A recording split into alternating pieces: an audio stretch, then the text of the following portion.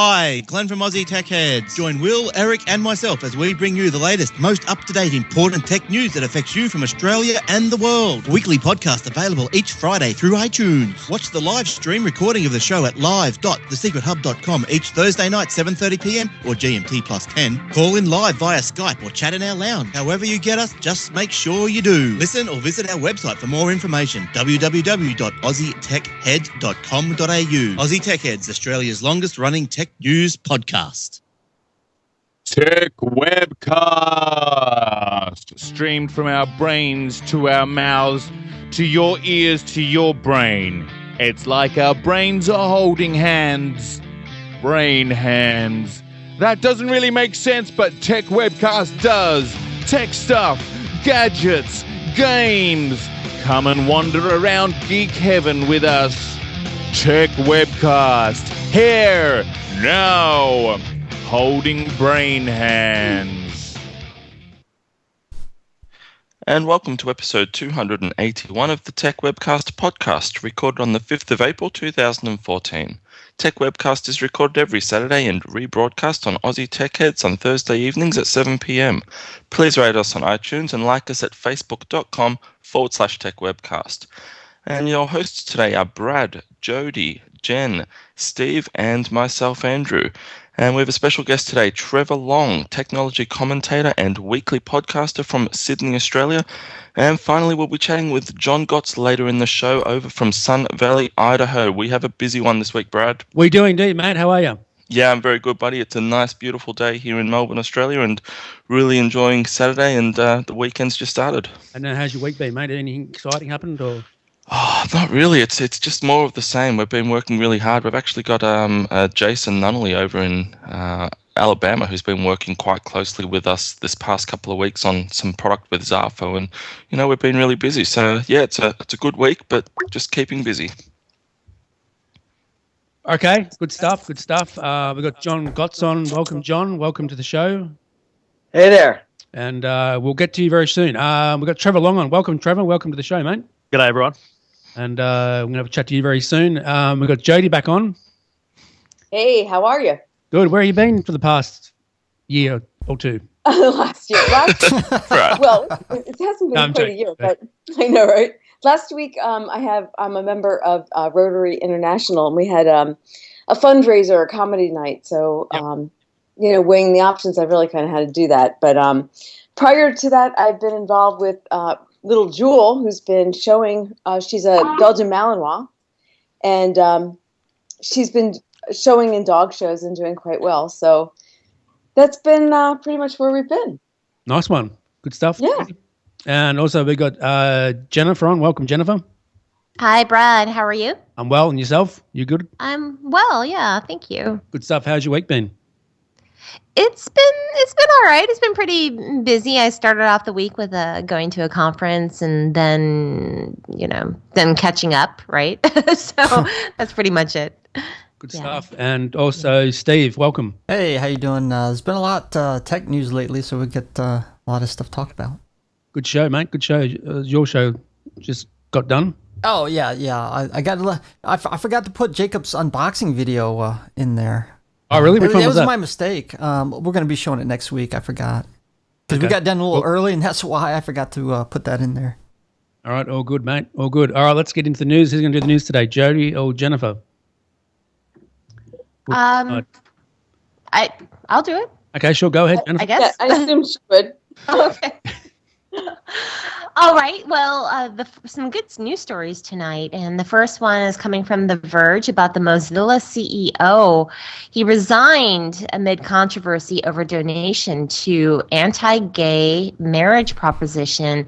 So less than 2 weeks ago, he was appointed CEO for Mozilla, and Brendan Eich resigned amid a controversy his $1,000 donation to an anti-gay marriage ballot proposition in California. And I'm quoting here, it says, Mozilla prides itself on being held to a different standard, and this past week we didn't live up to it. We know people are hurt and angry, and they're right. It's because we haven't stayed true to ourselves. The company said this in a blog post. They also said, "We didn't act like you'd expect Mozilla to act. We didn't act fast enough to engage people once the controversy started. We're sorry, and we must do better." Ike, he actually co-founded Mozilla, previously invented the JavaScript programming language, has also stepped down from the Mozilla Foundation's board, according to this week. He remained confident that he was still the best person to serve but pressure on Ike to resign mounted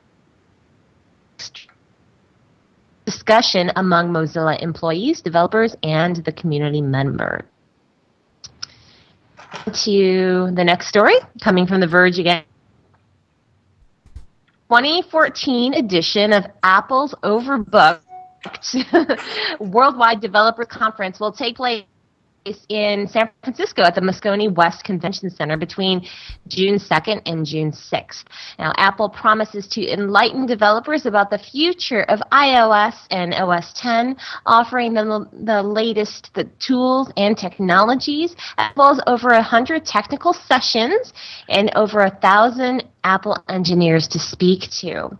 Now, unlike previous years, the tickets to this year's event are distributed much like Google is doing with Google I/O. They're distributing through a random lottery chosen from the developers who registered their interest between now and April 7th. The WWDC website will also host live streams of the Monday State of the Union keynote and Apple Design Awards, while videos from all the tech talks will be posted online throughout the week.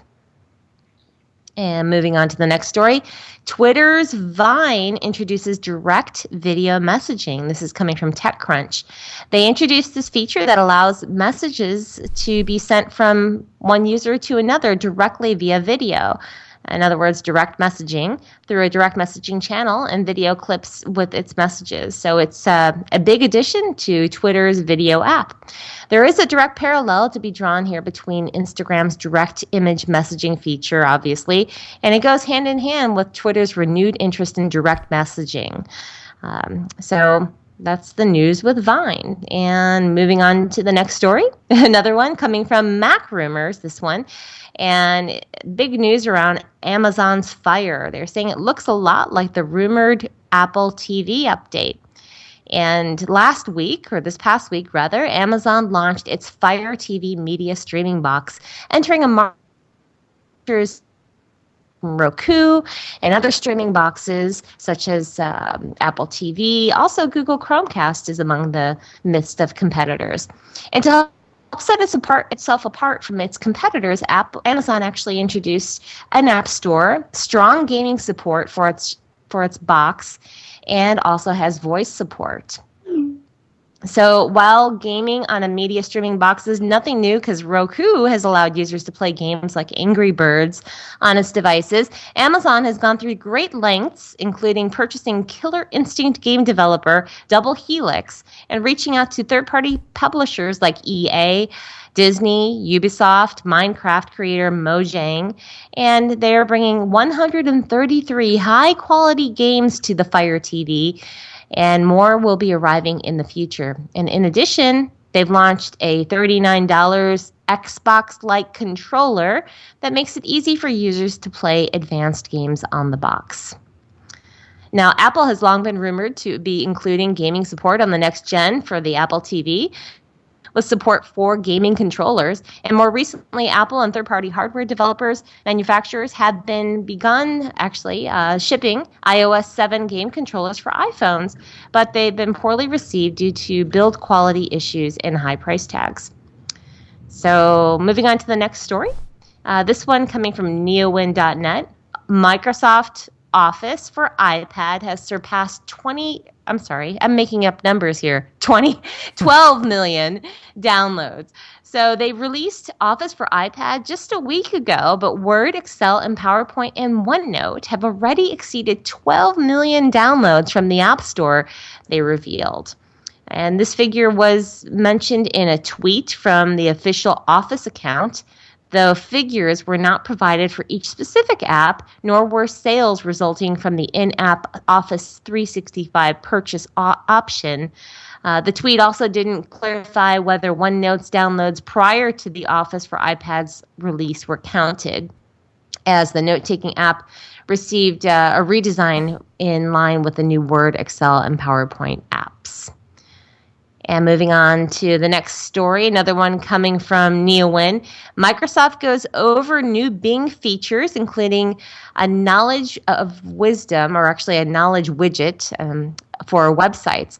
And Microsoft made a number of announcements in its Build Developer Conference this past week, including the reveal of the Cortana digital assistant in Windows 8.1, which uses the Bing engine to access the information it needs to help its users. And if you haven't seen the news on that, that's the voice option that's very similar to Google Now on Android, as well as Siri on iPhone. But that's not the only thing that Microsoft announced this past week based on its search service. They also have talked about that they are releasing a beta of the Bing Knowledge Widget, which is a JavaScript-based program made to be embedded inside websites. So visitors to the pages can just move a cursor over the selected parts of a sign to activate the widget, which shows relevant information about the subject on the right-hand side using the Bing Snapshot database.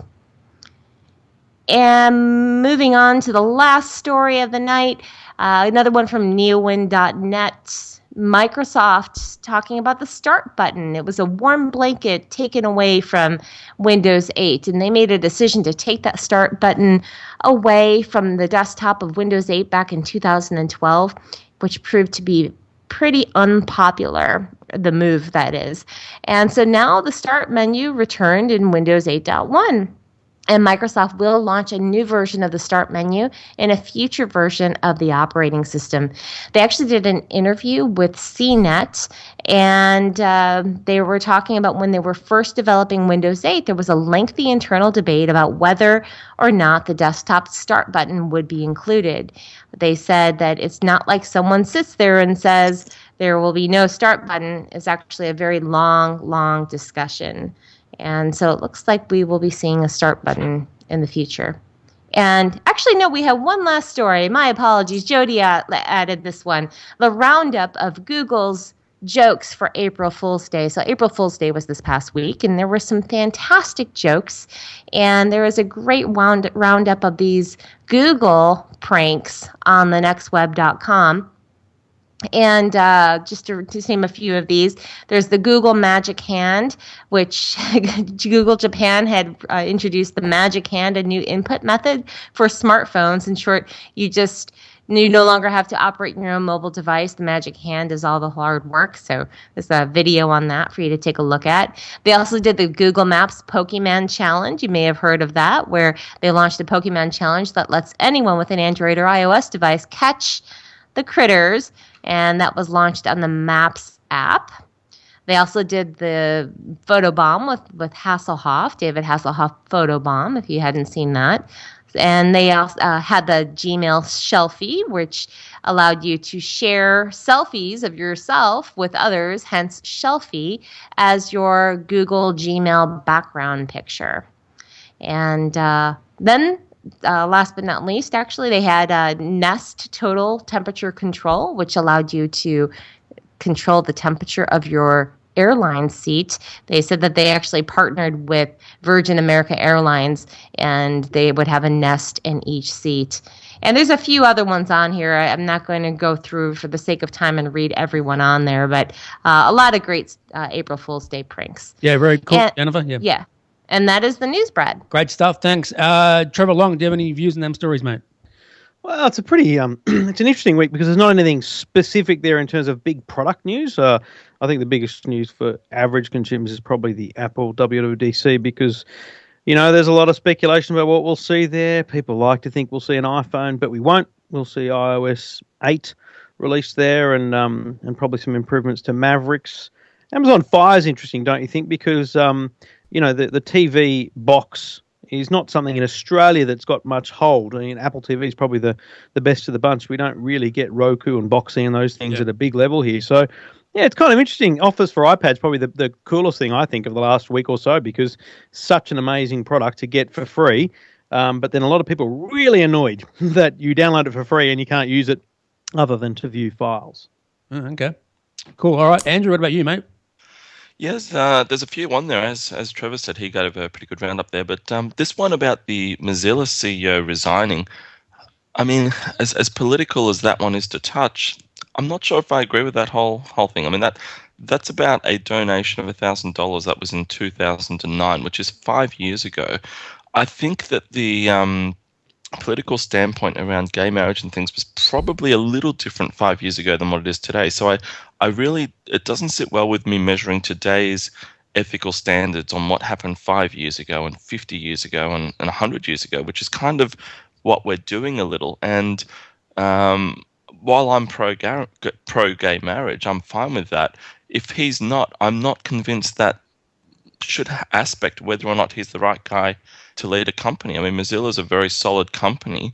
And, it's a web browser, for Christ's sake. Exactly. I mean, yeah. Who cares which way he is? Personally, I think that's not a great situation. And then moving in, you've got Microsoft Office. I think what they're doing with Office is really fantastic. And I hope that these results that they're getting really push them down the path of, we are not a hardware manufacturer, we're a software. I mean, they need to create Office, they need to get their Windows in order, and forget about making these hardware devices that are losing the market share. That they're basically earning money on software and spending it on hardware. I love what they've done with Office, as annoying as it is having it so that you can download and you can view things but not create. They're going to get a lot of users who just go, oh, bugger it, I'm just going to click on the button, pay the money, and away I go. So, and then just with Windows 8, I'm an Apple user, but I installed Windows 8 on my niece's notebook the other day, and that menu is just so horrible to use. I have no idea how and why they did that. They've effectively created a tablet environment, a tablet experience for a desktop product. So it completely doesn't work, and they need to do something for the existing users as quickly as possible. All right. John, what about you, mate? Yeah, I think it's interesting that, it hasn't been that long since, what's his name, Satya Nadella is the new CEO at Microsoft. I mean, I think that he's doing great things trying to reinvent it. And, when you've got a company that's going to do $80 billion in revenue this year, it's hard to say that they're broken, but I think that they are broken. I think that they're broken from inside out. And I think that it comes down to this I don't know. It's just this, they have this culture where they don't innovate. They just don't. And so if innovation in their mind is making their product available to view documents on an iPad, I still think they have a real problem, seeing what's going to happen in the future and trying to go to that hockey puck. I think Apple is the same way, frankly. I think that Apple may have lost its way with Steve's death because, I mean, we saw it top out at about $700 billion and now it's less than $500 billion. And Google's eating their lunch. I mean, there was a time this last month that Google was within 15% of passing Apple for being the most valuable company traded on the stock exchange. So Microsoft, I stopped using Microsoft products about 5 years ago, and I've never regretted it. And now when I look at any Microsoft product, I just think that it's a broken joke. Yes. How they're making $80 billion, I mean, I think it's got to be corporate clients that are just entrenched and can't get out of it. Because there are better products for word processing and everything else. As far as the Mozilla CEO, I mean, it's sad that he hates people or doesn't think that people have the same rights under the United States Constitution if they're gay versus if they're straight.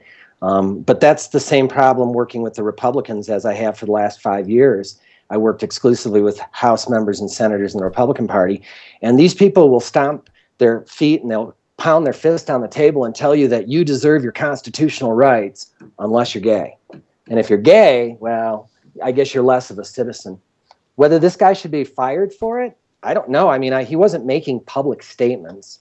And as Andrew or someone said, it was 5 years ago. So yeah. And he's got a right as well to his freedom of speech. Even if I don't agree with him, which I don't, he should have a right to say, this is what I believe in. Yeah, and he wasn't speaking for Mozilla. He wasn't standing up and saying, we at Mozilla are going to treat gay people differently because I personally, in my outside life, don't agree with their lifestyle. I just think the whole thing was just sad. I mean, the guy was a founder. the power of the internet is showing there, because when I think it was some sort of dating site or something put a plug in on the page so that anyone using Firefox was given a very powerful message they couldn't come into the site because of this guy's stance, even though that was just one site. You imagine a few powerful sites making that same stand, sure, and the market share loss. I guess that's how it reflects back on the company, but it doesn't make it right. But it's just amazing how the internet and a kind of social media push can have such an effect on an individual, and maybe it'll make him rethink. It's amazing. I mean, and do you guys know how Mozilla makes money? Licensing and search, is it not? Yeah, it's search. Search it's statistics. Search. When I heard that they're doing 9 figures a year, when you type in that Google search box in the upper right corner and hit go, and then someone clicks an ad, Firefox gets paid. But I mean, that same with Opera browser. Yeah, brilliant. All right. Brilliant. Okay, Steve, what about you? Have you got any views on these stories, mate? Yeah, I got a couple. I wanted to actually add another Microsoft news item because they've been coming out. The new CEO has been coming out with some real good ideas. They're releasing the Windows mobile phone operating system for free for cell phone manufacturers, trying to gain a more wide adoption. Of course, they have very low adoption rate with their Windows phones right now, so hopefully this will boost this to the manufacturer, increasing incentive trying to use it some more. And of course, with any political, religious affiliation for businesses, I think is bad business all around, because obviously if consumers, have one position or the other, it's better to have a neutral stance and not really talk about it at all. And I've been seeing this, of course, with Duck Dynasty. Of course, one of the staff members, put his thoughts on it, and then of course they released him, and of course due to popularity they brought him back again. So to me, I think it's bad business. You shouldn't really try to go for one side or the other. Just say, well, we don't have any affiliation with either side, and I think that's the best way to go. All right, good stuff. Steve, what about you, Jody? Do you have any views? Yeah, it's interesting. Before we started the podcast, I was complaining that my iPhone, I have the 5S. I don't know if you guys have been experiencing this as well, but my phone has been freezing, and it's the craziest thing, because I'll be in the middle of a call, I can't get off the call. It just the screen's just not responsive. And, typically what do? You reboot. And I'm wondering how much of it is because of possibly iOS 8 coming out at WWDC in June. So, there's been a lot of rumors about iOS 8 and, what it's going to do. I know it was a little bit painful when we moved to 7. I don't know Yes, it was. Yes, it was, okay, especially if you had an iPhone 4. Then it forced you to go buy a 5. Right? You know what? You're so right. And, you didn't want to not have the new operating system, right? So, right. But it just was slow as anything. And oh my God. Yeah. Actually, my battery life. Don't they? Like, even if it's just 2 or 3 seconds, but on every single thing you do all day, it was driving me nuts. And we're talking about total accumulation of minutes, right? Mm. What phone do you have, John, at the moment? 5S. Oh, 5S. But literally 1 month before 7 came out, and I don't mean to interrupt her thoughts, right. but I had just bought a new iPhone 4, brand new, for $1 and a contract, because I thought it does everything I want. And then as soon as I upgraded 7 a month and a half later, it was worth nothing to me. I couldn't get rid of it fast enough. I needed a 5. Okay. All right. Good marketing on their part. It is, yeah. Hey, Jady, what else do you want to say? Oh, nothing. I just interject. I skipped the 5. I went from a 4S to a 5S, and I updated to iOS 7 on the 4S. And if you think the 5 was bad, the 4S, oh my God, it was unbelievable. But, I know, but unfortunately, Brad, you're on an iPhone, right? Are you noticing? No, I'm not. No, my iPhone 5S is going fantastic. I've had no problem. Yeah, here too. Actually, on my iPhone 4S, probably the last 3 or 4 days, my battery's been like overnight. It just goes to nothing. It's dead in the morning. Wow. There might be a rogue app. There's a few that the 4S, Steve. Yeah, I have the 4S. So I'm kind of wondering if the newest update 7.1 had something to do with it, or I might have to restore the phone to see if that fixes it. What about you, Andrew? Have you had any problems with your phone at all, mate? Not really. My phone, for the most part's been pretty good, I guess. So I haven't really had any major issues. I'm looking forward to the iPhone 6 and seeing what comes out in the next couple of months, what discussions there are around that. Yeah, definitely. Can't wait for that. Maybe a new Apple TV too, maybe. Yeah, I've been waiting for the new Apple TV. I've got the old one and I want to buy another one or two, but I'm sort of hanging out. All right. Wait, does anybody use their Chromecast? No. Yeah. Terrible. What's a Chromecast? No, just kidding. I use mine. Have you got one, Trevor? Yeah. Yeah, I've got one too. I don't use it. I do use it. I use it from time to time. I just find it laggy. I don't find the response. Like I just wanted to just muck around with it for a start. But the idea of having I've got a nice little man cave going on here. I've got a big screen TV. So rather than watching stuff here on the computer, I just like pushing the odd YouTube up there. Jimmy Fallon has a huge a database of all of his content on YouTube, and it's great to watch good quality. But there's just something about the way it pushes across. It takes a little while to load up. And then, interestingly, when you stop the video on the computer, it's like it keeps going over there. It's like, hang on a minute, I wanted you to stop. So it's just not as slick as Apple TV. Yeah. I'm sorry. They just don't have it is nailed. content, right, Brad? I mean, it's content. And I have to think that the reason that they haven't gotten content deals, one is Steve is dead, and he was the incredible deal maker. But number two, there used to be an entire industry based around putting out an album of music. And there would be 2 or 3 top songs, and the rest was just filler junk nobody wanted. But if you wanted those 3 cool songs, you had to buy the album. Steve Jobs came along and shattered that. Yeah. So I have to think that part of this is that the media moguls that own this content don't want to let Steve Jobs screw up their monopoly again. Yeah, look, all I'd say to you on that, and I'm involved in the media business a fair bit, is that it's a very difficult world to understand, the world of rights, especially when it comes to television content, because there is obviously still much more money in either advertising on free-to-air broadcast network TV or in subscription rights on cable/pay TV, and that's why those companies are able to secure for the big dollars and the right amount deals for television content and movie content that lasts a period of time, covers certain territories, and that's also why we have territorial rights, because content maker, they've got to make their money back, so they have to sell it into different territories. Therefore, they have to restrict the on-demand rights like Apple TV, Chromecast, whatever it might be. So it's a kind of black hole period we're in right now that it'll probably be another 5 years before we start to see a real push towards the fully on-demand rights deals, and that they'll be interesting to watch. Here in Australia, the Game of Thrones situation is a very good example of that. Foxtel have paid a lot of money to secure the broadcast rights for that, excluding all even purchase rights online, let alone renting or catch up, so that they can get subscribers, and that's the model that works. Okay, but with $140 billion in cash, Apple could buy Disney outright for cash. And but it might not be as profitable. It's $59 billion. They could buy Time Warner outright. Yeah, so but the profits for those companies would be lessened if the model changed. So it's probably not. They're probably sitting waiting for that. They're probably waiting for that tipping point when broadcast and subscription TV rights are such that they don't fund the networks in the same way, and that's the moment to jump. Interesting. Okay, Jennifer.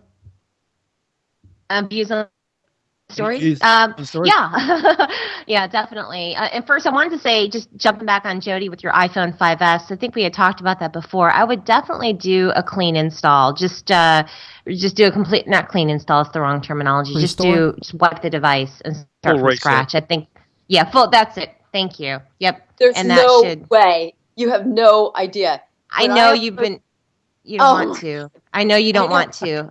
But you've been having that issue for a long time. Do a full iCloud backup and then do a full restore, and you'll have it back within a couple of hours. Yeah, but what about all the passwords and everything? Did they all get lost? No. Do a full backup, key. iCloud backup, and you get all your good stuff. Everything comes back. In fact, they even put it back in the same place on your desktop. But I think Jody's right, though. Whenever I've done a full backup like that, I usually have to re-enter all my passwords for accounts and things, and well, you know the good thing about Wi-Fi and that, stuff. a Yeah, good it's time to security. change your password. You should But do I that really- regularly. I really, since you've been having the issue for so long, though, I really think that you should just do the and not even do restore from backup, even just download the apps you need, and because chances are there's one of those apps that's causing some type of goofiness. Go crazy, get a HTC One. Yeah, go with the Mate, right? The M8. Yeah. So what size do you have, Jody? What, Brad? What size did she have? I was going to ask what size iPhone she has. I don't know. Did she drop? I don't know. Is she there? I think she. Someone dropped I think she was offended by my iCloud suggestion. I think she got mad at me. Well, I was going to send her two tin cans and a string, but all right, let's chat with Trevor Long now. Trevor Long, welcome, mate. Have we not been chatting? Oh, was that someone else? You're here to chat to you. We're here to chat. I didn't tell my opinions, but if you want, I want. Go ahead. Sorry, Jen. Go ahead. Okay. Well, I just wanted to say about the Mozilla CEO. I do agree that I don't agree with what he did, and I don't agree with his stance on things, and I think he's minded to support something like that. I think Skype's messing up. Yeah. But I don't. Was that? Is Skype messing up? Yeah, it is. Yeah, I think it is. Oh, well, I think we're still recording, right? We're still on the air? Yeah, we are. Yep. You sound good now. You were getting choppy. You sound good now. Yeah, we're on the air, Jen. We just can't hear anything you're saying. Can you hear me all right now? Yep. I think someone's censoring you, Jen. Yeah. I think so. Anyway, his ability to be CEO, but humans are an interesting species. We really want to the services go to businesses that we shop. Hey, Jen, I think when you're getting too close to the microphone or something, you're cutting out. You may be overmodulating, and you might have something that's suppressing your signal. Oh, okay. That's interesting. Sound great now. It sounds great now. Yeah, it sounds good now. Okay. All right. My apologies, guys. Just don't move an inch and talk clearly. Gotcha. I will. I'm not getting close to the mic at all. So I forgot what I was saying. I was talking about the Mozilla guy. Yeah. Just don't agree with all these things.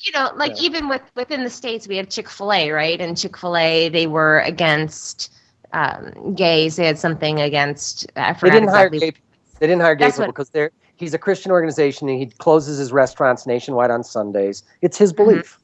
Yeah. And so a lot of gay people have, and even me, I don't eat chicken, but if I were to, I wouldn't go there either. I'm not, because I have a lot of gay friends and whatever. So we we want to shop and do business with people that we relate to. And if they have something completely against and they're just off the charts, then we're not going to want that. So I guess, you shouldn't mix it, but we're humans and we mix it up. It's just, that's the way it is. And so are you suggesting then that if this guy had been smart, he simply wouldn't do anything in his private life that might affect his professional life? Because that's all he really did, right? Yeah, it shouldn't matter. All I'm saying is it shouldn't matter, but it does. You know what? That's the summary of it all. Shouldn't matter, but it does. But it's not even the company that's doing it. They're doing it based on metrics, as Trevor was saying before. They're seeing things where consumers and customers are falling away from them because of this, and they're having to take that next step. Yep. Yeah, it's a shame. Yeah. So maybe it's just a lesson for Duck Dynasty. Really careful. If you want to have a professional life, that's a public professional life. John, that's spot on. The world is full of different people, and the world is a very political place, whether you like it or not.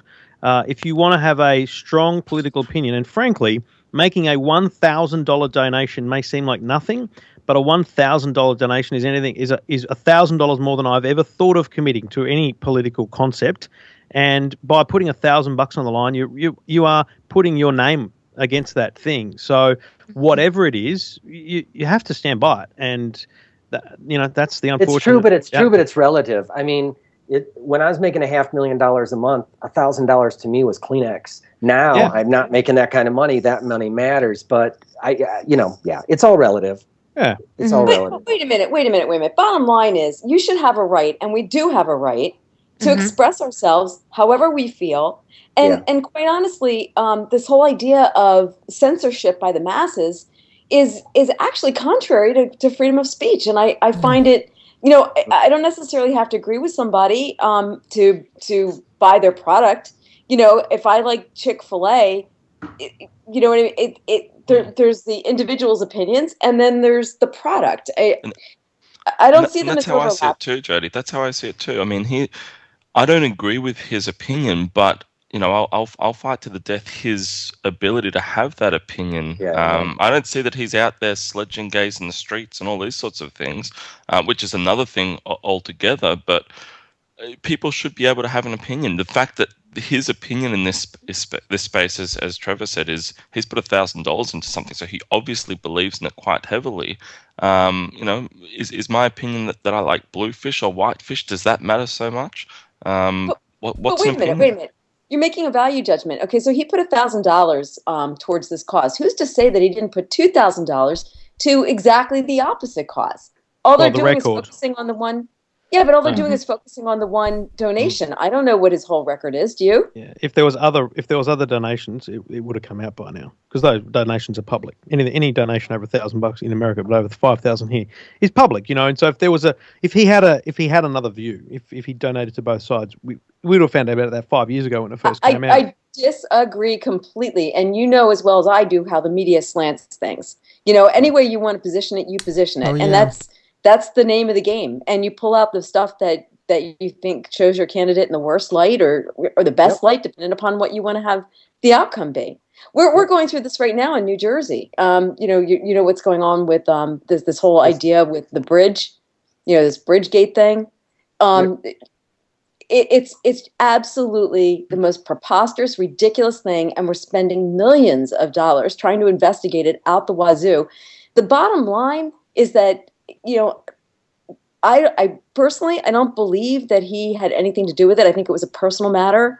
And it was kind of alluded to in the report that just came out. But, again, the media is going to put out whatever they think is going to sell the most newspapers, get the most advertisers, get the most listeners, viewers, whatever they're looking to do, not necessarily give you the whole story. And I think it's, a little bit, I don't know, naive for us to think that we are getting real news, because we're not. We're getting whatever the positioning is they want us to see.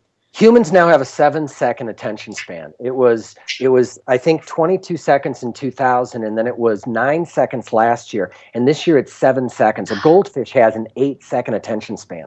So if you don't tell somebody something that is shocking and going to get their attention, they're going to scoot right past that story. So I think part of it is sensationalism. You have to. I agree with you. And absolutely. That attention span is because we've got so much more information now to choose from. So we feel like while we're busy, engaging in this, we think that we're missing 3 other pieces of information because there's just a plethora. Which we probably are. Or a million. And you know what? This is the problem of society in the world. But we're not. These are not new problems. They've just changed or evolved.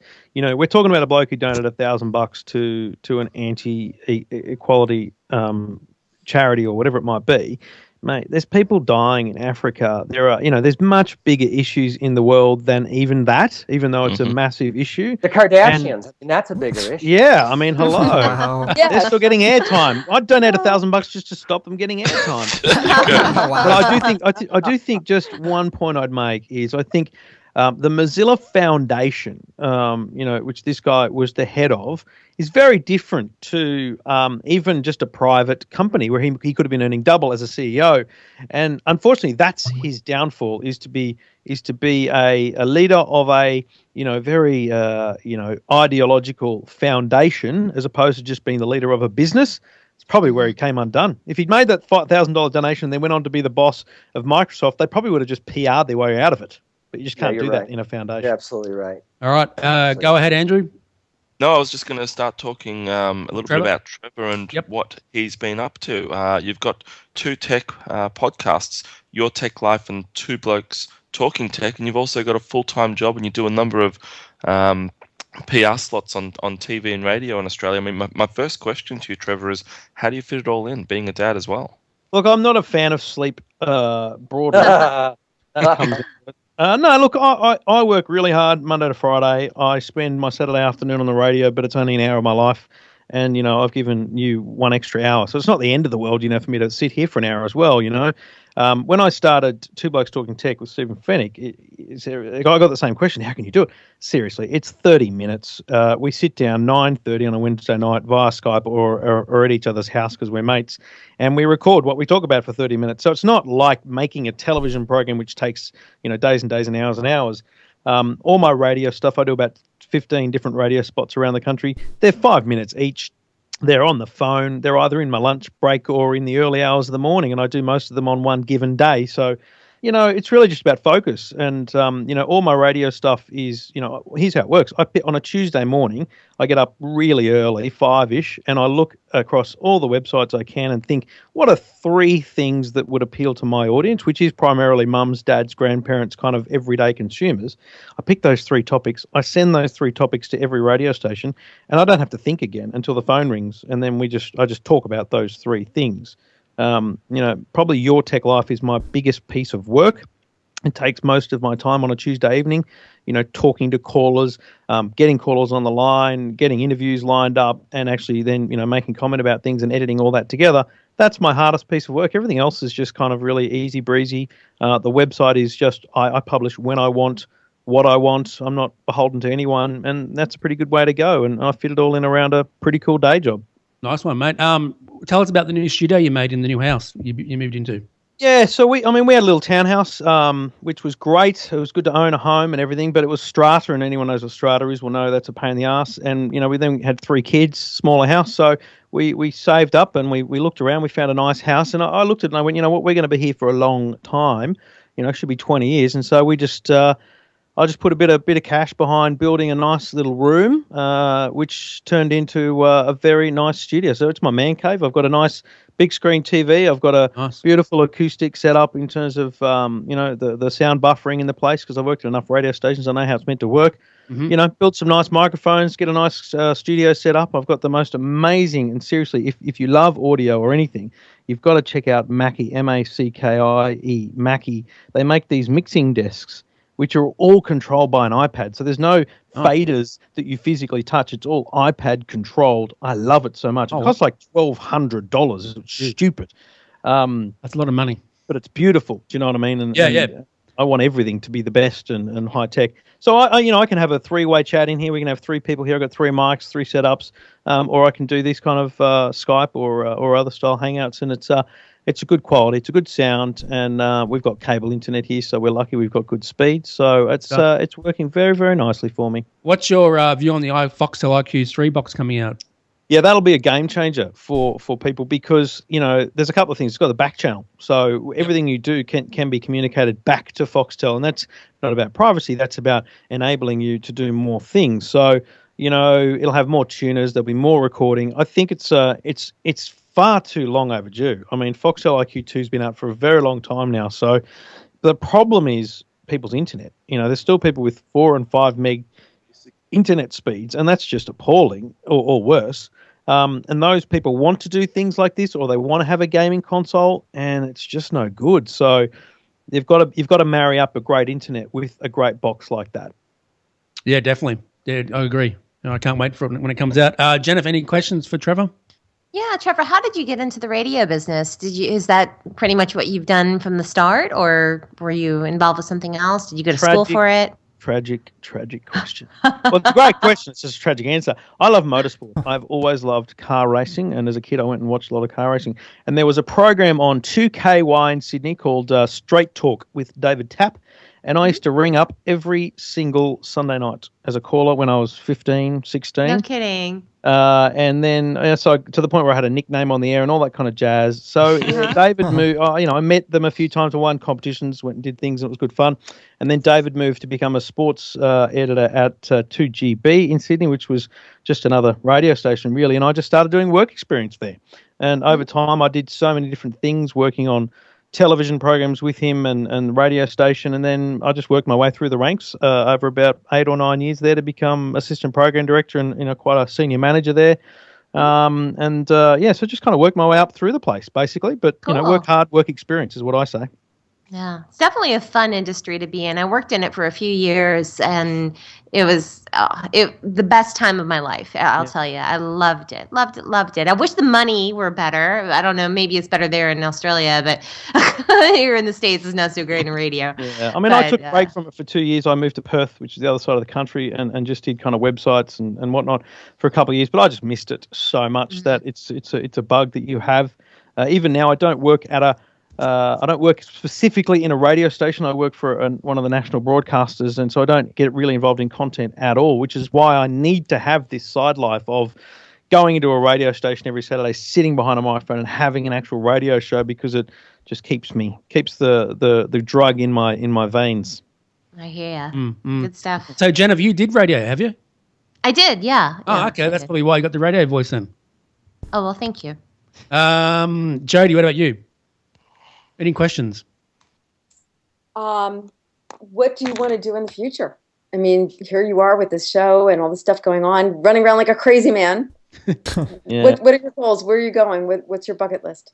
Yeah, I think that's a bloody good question as well, because I don't really ever get interviewed. I guess for me, all the stuff I do on the side is fun. I make pretty good money out of my tech stuff, but it's not enough to pay the mortgage. So obviously, if I could do anything, it would be to have enough time or enough different outlets and things going on that I could not have a day job and just be doing this, because the tech stuff is the fun stuff. I mean, it's hard to have a day job because I have to knock back things a lot. You get invited to the craziest places, the coolest things. There's a lot of really fun stuff that happens in the tech world here in Australia. Anyway, I don't know how it operates around the world, but certainly, I've been flown around the world to do different things, and it's great fun. And I don't say yes to 1/10 of those things because I've got a day job. So, it'd be interesting to do it just as an everyday thing. But my family have high standards, so I'm a long way off that. Cool, mate. Yeah. What's your favorite tech gadget at the moment, Trevor, that you like using? I've got to be honest, I am just in love with the HTC One Mate. Honestly, it's a beautiful phone. It was so easy to switch to because it was a nano SIM, and coming from an iPhone 5S, I never test phones without my own SIM card. I see no point reviewing a phone unless you can actually take calls, make calls, do everything you normally do. So switching from a nano back to a micro to use something is very hard. So I've been able to just jump right into this, and it's it's bloody nice. It feels so nice in the hand. My only problem is it's just too big for me. I really am an iPhone 5 sized phone lover. That's my go. But apart from that, mate, I would say I've got a really nice laptop, the Lenovo X1 Carbon, which is an Ultrabook, and it's just glorious. I love my Mac. I love my MacBook Air, but it's great to see a really good Windows Ultrabook, and I don't think anyone's doing it better than Lenovo in terms of just being nice and unique, not being copycat. It's a big screen. It's thin. It's light. You can drop water on it. It's fantastic. A beautiful device. Nice one. It is a beautiful device. I was playing with it at a conference maybe like about a month ago at the digital show that I was at, and I loved it, and I wanted to get one. Even though I'm a Mac girl, I really wanted to get that Carbon. It's adaptive keyboard, and people might not have seen this, but where you've normally got your F1 through F12 keys, that they've just got this kind of small, very thin 1 centimeter touchscreen, and it can be the F1 through F12 keys, but it adapts to what app you're in. So if you're in Microsoft Word, it changes so that you've got a cut, a copy, a paste icon. You've got like the insert icon, different things like that. So the actual those keys are actually generated off the back of the device. It's a really cool feature that I haven't really delved into enough, but you can see the potential in something like that. And that's the kind of innovation that we need. We need stuff like a laptop changing, even though they're good and they're very standard piece of equipment. We still need to see innovation in that space. Like that. I loved that dynamic keyboard, the fact that it would change like that. And that's why I was like, oh, wow, I want this, And then the Mate, the MA, I call it the Mate, that looks like an amazing device. I'm getting a demo unit here soon, so I cannot wait to seriously, when you sit and you look really closely at it, you can see everything. If this had an Apple logo on it, you would totally think it was an Apple phone because of the quality. The brush metal, the joins, there's nothing. It is faultless in construction, and that's something it's hard to say about most companies other than Apple, and we have to acknowledge Apple for that. But geez, I don't know how they've done it, but they have absolutely smashed this out of the ballpark. I tell you, I really would love to see HTC make a good comeback. And I loved the M7, the HTC One M7. I was like, wow, this feels like an iPhone, but it has Android innards. That's what I was saying about it, and that's why I loved it. That construction versus Samsung with the plasticky and all the bloatware and the it's ugly. The Samsung products, they're ugly, except for TVs. Their TVs are gorgeous, but when it comes to phones, devices, HTC is up there with Apple as far as that the look and feel and the quality only construction. They had the marketing budget. I mean, that's the kicker. They just don't have the marketing budget. And it's funny. I was at the launch here in Sydney with HTC, and I said to the guys from HTC, I said, you know what? It's great for you to have us here. We're all on a boat out on the harbour. They're giving us phones and stuff. And there's about 20, journos, commentators, whatever you want to call them, bloggers and stuff there. And I just said, we're not really as influential as we might think. And he goes, what do you mean? I said, well, everyone on this boat thought last year's phone was the best phone in the market, yet it didn't sell as well as the Samsung Galaxy S5 or S4 or anywhere near it. So what does that say? It says that marketing is still so important in this world. We can have great opinion. You can have great websites like The Verge and Engadget and Mine or whatever, loving a device. But in the end, people are still walking to a retail store and being sold on what they've seen on the TV, what they've heard in the press, what they've read in the papers, and what that little guy at the retail store says to them. And those retail store guys are brainwashed because Samsung has feet on the street. They're seeding all those retail stores and all those reps with devices, whereas HTC doesn't have the power or the backhaul to seed those devices to all these reps. But Samsung's giving them away left and right, and so the mind share in the stores is Samsung, and then everyone is brainwashed Samsung, and the average consumer, they're brainwashed like that. They're just going to go in and that's what I want, and without even really comparing and looking and seeing how much better an HTC is compared to Samsung. And the reason Samsung will do well this year is because it's waterproof, and that's a very, very cool feature. That is a cool feature.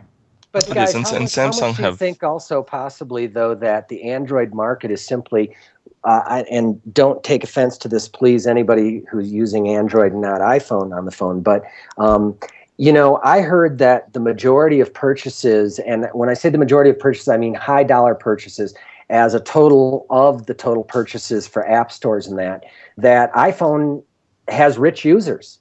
Yeah. And Android doesn't. And so if you make a super high quality phone, does any Android guy really or gal really care? Well, I'll tell you how you say that. I'll tell you how you say that without offending people in a broader sense, because it's not actually about the value of the individual. It's the reason they go to that device. And I've always said this because people have said, there's more Android devices. And I say, yes, but people buying Android devices are not buying them actually by choice. They're buying them because they're walking into a store. And again, our model is a bit different here in Australia, but they're walking in and they're saying, my contract's up, I need a new phone, and they're just getting whatever they're given. Those people are all given Android phones, whether it's the cheapest HTC or Samsung or the most expensive.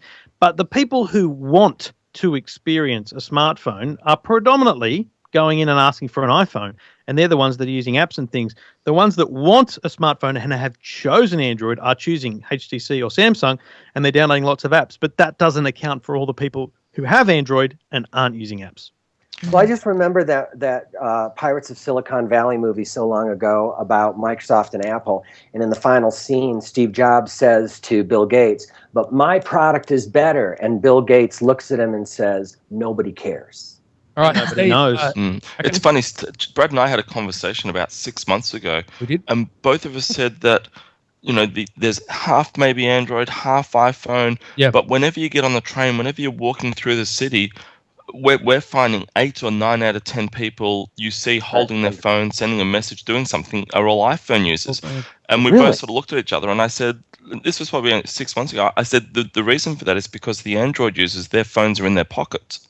Yeah. And that sort of touches on what you're saying, Trevor. The guys with the iPhones, they're downloading apps, they're doing this, they're doing that.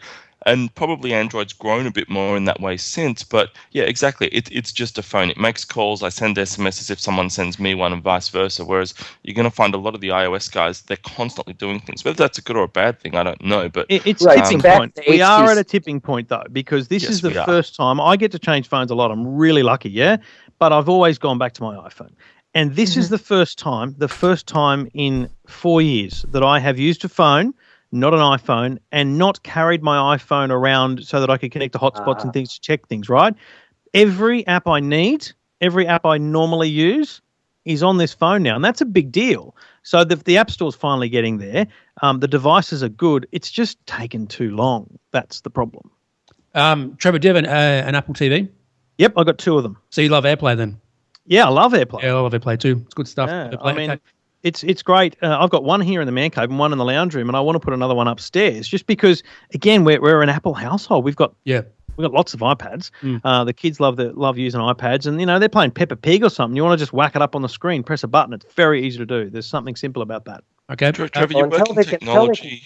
Until they can cross apps, though, guys, you're not going to see anybody change. Like, I have an iPhone, and no matter how much the HTC how great it would be, I would never switch because my apps are on my iPhone and I can't take them with me. Therefore, it's a non-starter. I would never go back to Android. I'm not an Android fan. You can't take them with you, and if your family, the reason I will end up going back to iPhone is because my wife has an iPhone. I have a little iPod Touch for my son, and not only can we iMessage, which is cool, but when I buy a song, when I buy a video, when I buy an app, everyone gets it because we use the One iTunes account. That's a big deal. Yeah. Big deal. And I use both phones religiously. I have my 5S and my Moto X are the 2 phones I'm using right now. And I really use both of them 50-50. Well, I say that. But now I've been leaning more towards my iPhone. I tend to grab my iPhone more often than the Moto X. I will talk to the Moto X and tell it what I need it to do and things. But yeah, I mean, but I think I'll always carry 2 devices. Even if I didn't work in the industry, I would carry, an Android and an iPhone until the next best thing comes out, years from now, whatever that might be. So okay, Steve, Chatterbox Live, do you have any questions for Trevor before he needs to go? Oh yeah, one more thing. Because you said something about eventually having your own radio show or something. Have you ever thought like doing it through the internet? Because startup is fairly easy. You already have the equipment. I mean, you got YouTube Live, you got Ustream. So you ever thought about going that route? Look, I got a pretty consistent publishing routine with my podcasts, and I did, and Brad might remember this, I did live stream the podcast a few years ago. It was a bit of fun. But in the end, we are a long way off audience scale and revenue scale in terms of comparing old media to new media, if you like. And it's with the greatest respect to this show, let alone my own. I do podcasts. I do podcasts regularly. I make money out of the podcasts I do, but there's no way I could make the same amount of audience scale and therefore potential revenue than I currently can on the radio. I can go this afternoon. I can go and sit in a studio and talk on the 7th most popular radio station in Sydney, i.e. not the biggest, and be talking to 70,000 people. It's very hard to get those numbers in such a concentrated market on the internet, unfortunately. It'll get there, but we're just not there yet. So I'm like to think I'm neatly positioned to be ready when it happens. All right, Trevor, so where can they get hold of you when they want to talk to you in that? So, I mean, obviously, Twitter is fantastic for that. I love Twitter. It's my favorite little thing, which is obviously at Trevor Long. I'm on every social network possible, Instagram, Trevor Long AU. I've been mucking around with Google Plus lately, mainly because of the Android thing. I'm really trying to immerse myself in Google at the moment. But then the main thing is the website, eftm.com.au is where I pump out all of my gibberings and reviews and different things and try and link to everything I'm doing because, with PR companies these days, they need a physical printed outlet for them to feel like you're a real person, unfortunately. All right. It's been great having you on, Trevor. Appreciate your time, mate. Thanks heaps for having me, guys and girls. And I look forward to downloading and listening back to our gibberish a little later on. I just sent you a friend request, Trevor. From John Thank you, Trevor. Yeah. Awesome. Good on you guys. Thanks so much. Appreciate your time. Thanks, Trevor. Thank you. Cheers. Thanks, Trevor. Andrew, that was Trevor Long, mate. It was Trevor Long. It's great having him on the show. He's a pretty technology savvy guy. He is, mate. Indeed, he's a great guy and knows what he's talking about. Exactly. We've got John Gotts on to talk about what he does as well. John, welcome. Hey, thank you. Pleasure to be here, guys. Tell us about what you do just really quickly because we need to sort of wrap up. Yeah, you guys actually finished the show 2 minutes ago, didn't you? We did, yes. But we can have another 10 minutes. We just take as long as we like, really. Yeah. Oh, perfect.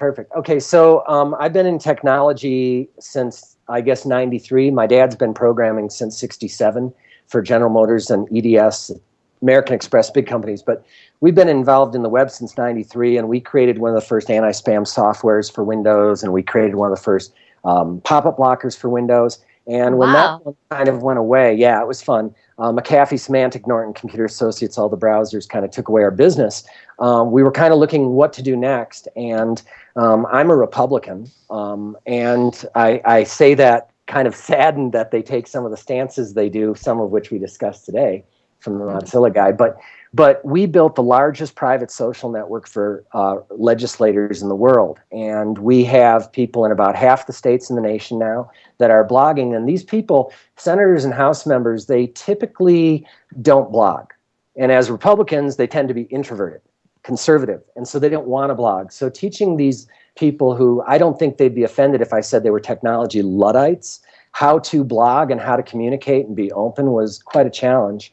But we just sold that company, and now we're starting 2 new companies. My wife is starting something in the crowdfunding space, and I'm going to continue in the social space, but take what I built for politicians and make it available for consumers and enterprise, etc. I'm more excited actually about what my wife is doing right now than what I'm doing. This crowdfunding space is a very exciting space, and especially after Oculus, I'm sure all of you know, you probably talked about it last week, they got $2 billion. Well, yeah, but first they got $2.5 million in funding from people like you and me. Who, by the way, a lot of those people who aren't over happy about it either. They're very unhappy. So much so the Kickstarter founder had to come out and say, hey, look, you guys, you know what you signed up for. You signed up to be the first in line for new products. You didn't sign up to be owners of this company.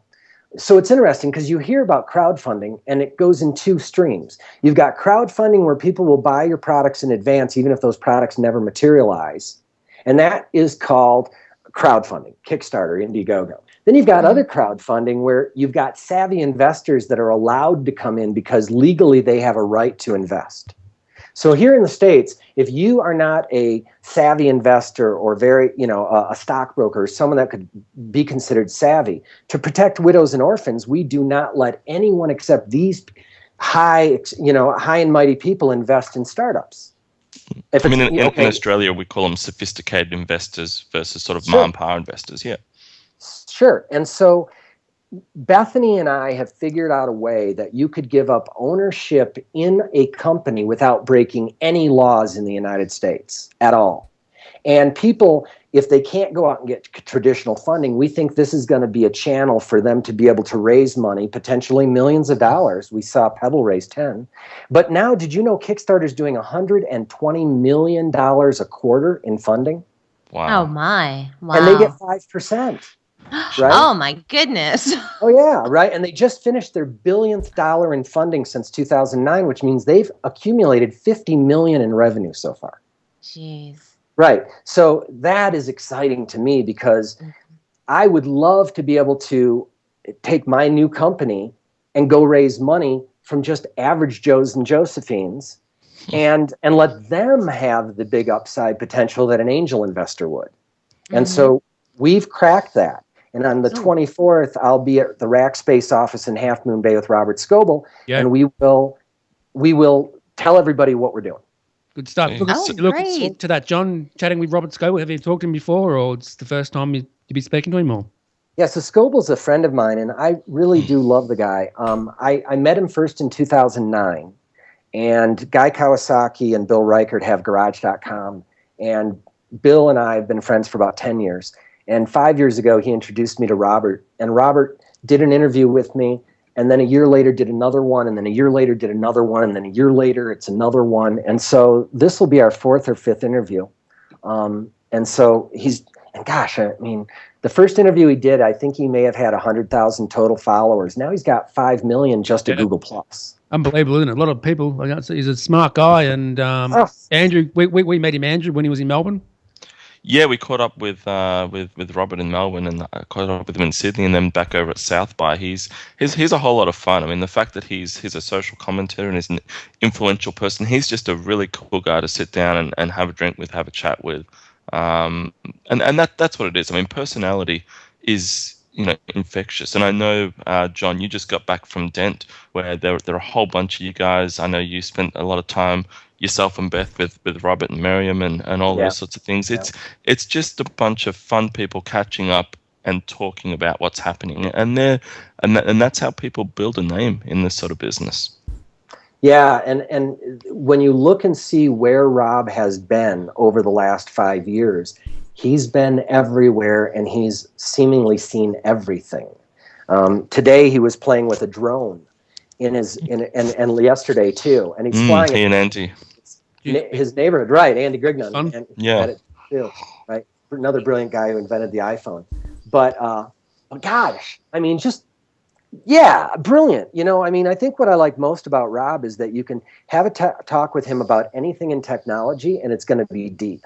Oh yeah, definitely. He always has good answers to, you ask him a question, he always come back with a good answer and stuff, and he's easy to talk to, and So coming back to this new project, you guys, yourself and Beth, are looking at around crowdfunding. This Oculus thing, really for you, it's probably come up at a really good time. It's going to probably give you, or give Beth, because the new project's probably her baby. It's going to give her a lot of momentum and probably media PR coverage.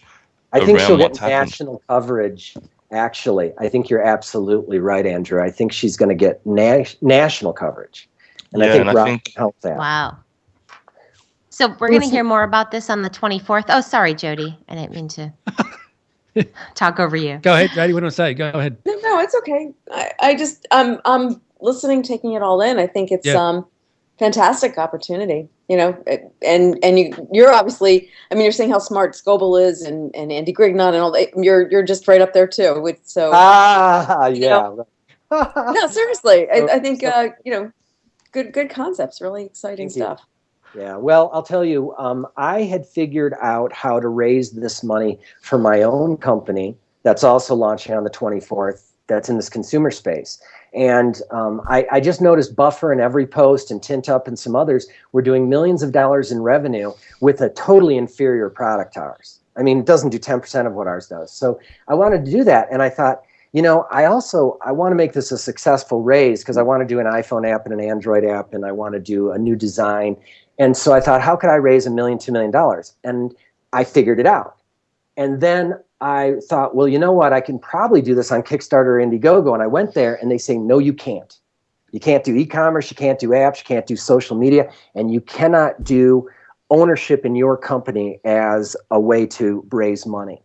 And so I was like, well, gosh, I think I know how I would. And so I discussed it with my dad, who's my partner, and my wife, who's my partner. And it obviously makes sense. And then Oculus happened. And it was like, glory, hallelujah. We're going to start a new company that does that for everybody, right? So, yeah, timing was exquisite. I mean, obviously, we probably don't expect you to run through everything now on the show. But while you were at Dent, did you go through some of what this new business is and what you guys are really doing and sort of run that through some of these really cool people? I mean, you've got Jeremiah and, you've got a whole bunch of people over there. Scott, Jordan.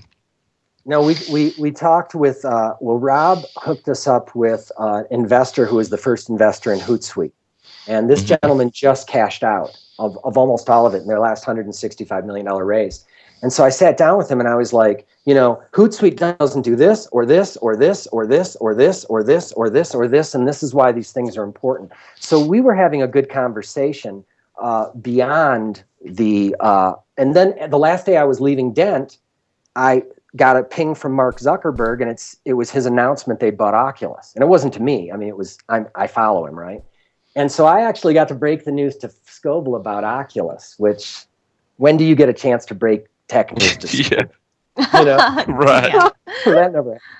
But no, I mean, it's awesome. And, if Brad and y'all are nice enough to invite me back on the 24th, I'll tell you guys everything. Yeah, come back on the 24th. Is it April? 24th of April, right? Or May? It's April. And so... All right, too easy, mate. Just Yeah. So what's the date today? Is today the 4th? The 5th today. Today's the 4th.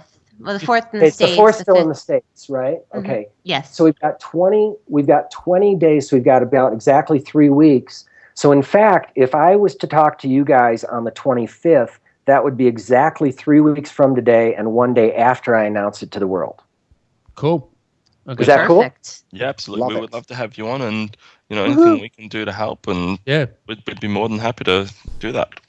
Well, let me because just say you're that you guys are brilliant, and I love talking to you. And so I have been looking forward to this all week. This is so fun. Yeah, great stuff, John. Now, what's your final view of the show? Do you love the podcast being on? You come back on anytime you want. You can co-host and whatever. God bless. I would love to. Yeah, this is fun. Okay, good stuff. Where can they get hold of you on Twitter and stuff? Or Facebook?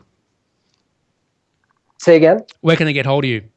Oh, please. You is this Brad? Yeah, this is Brad. Yeah, I'm Brad. Brad, yeah, you've got my text, you've got my phone number, you've got my Skype, you've got my Facebook. You just tell if you confirm it with me now, then I'll just plan on being available to you at the exact same time. I think what Brad's asking is for the listeners who want to engage with you. Where's the best place? Is there a Facebook address or a Twitter address they can grab you at? Yes, I'm sorry. I'm now being the tech Luddite.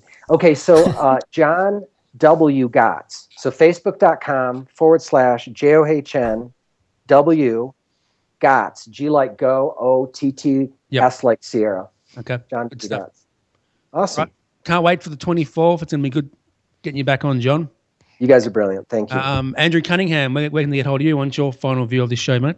Yeah, it's been fantastic to have John on and Trevor on. We really love getting guys on who know their tech, and certainly 2 people today. So I've really enjoyed it, and it's great to have Jody back on as well. And you can get a hold of me on Facebook and Twitter at Cunning Drew, and you can also get me on my Zarfo app at Andrew. Good stuff. You can get me on Twitter at Brad Olsen at Techwebcast. Jody, good to have you back on. I'm happy you're back. Thank you. I'm Good to glad see you back. back on Google Plus Week with Dan McDermott. He's quite funny.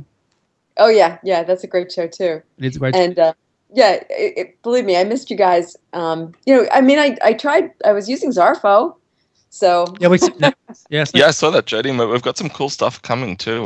We've had Jason on, who's really helping us do a whole lot of things. So it was great to see you and the dogs on there.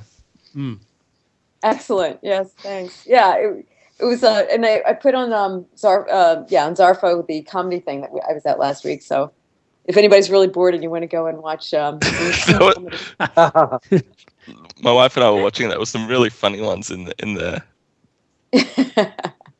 I know. I was laughing, and it seems like like you go, okay, I'm going to put it on for 30 seconds, and I would put it on, and then it would be like, wait a minute, that's too short.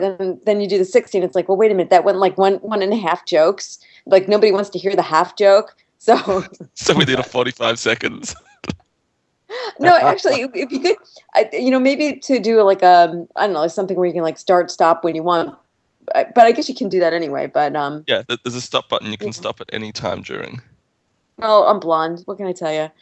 But I really want the function on the Zarfo app, Andrew, when you put your finger on it and record it, and then pause it, and then stop it, and record what you're on Vine.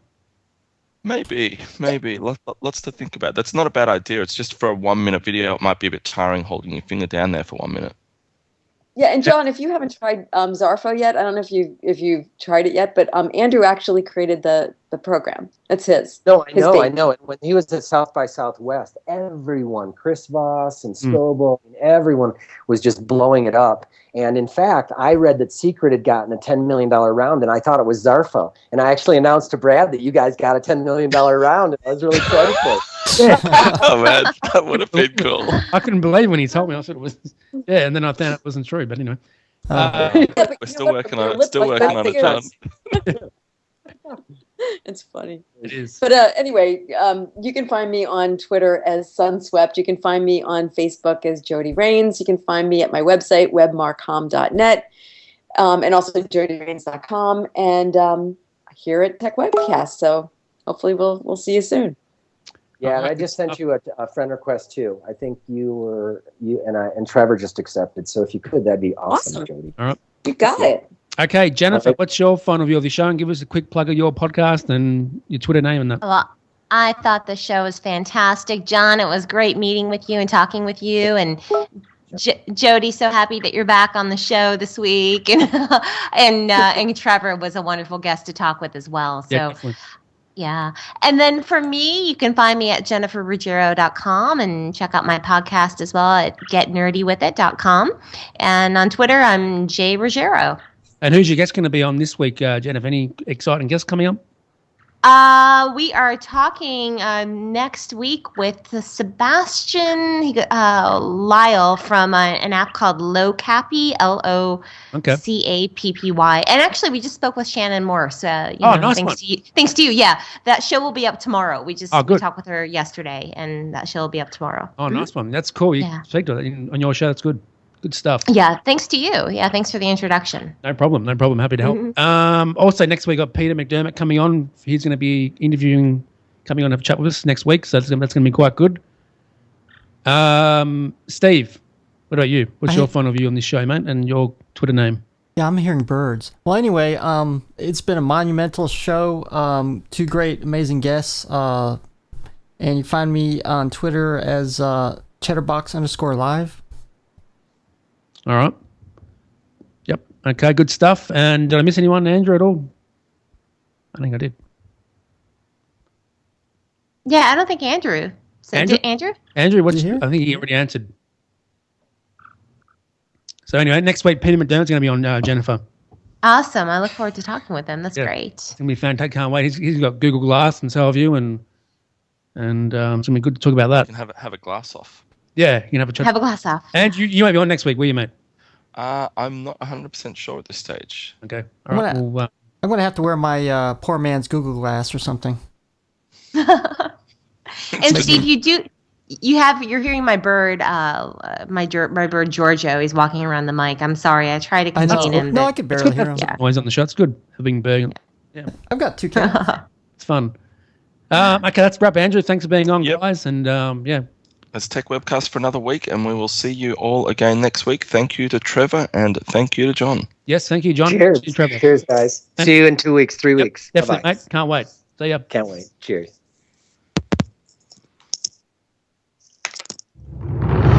Well, that's it for Techwebcast this week. Thank you for tuning in. We hope you enjoyed having your mind expanded. Tune in next week for more tech talk with Brad, Jason, and whatever crazy guest they've managed to rope in. Don't forget to get the Techwebcast app from iTunes. Follow us on Twitter at Techwebcast, and of course check us out on Facebook too. Until next time, may the tech be with you.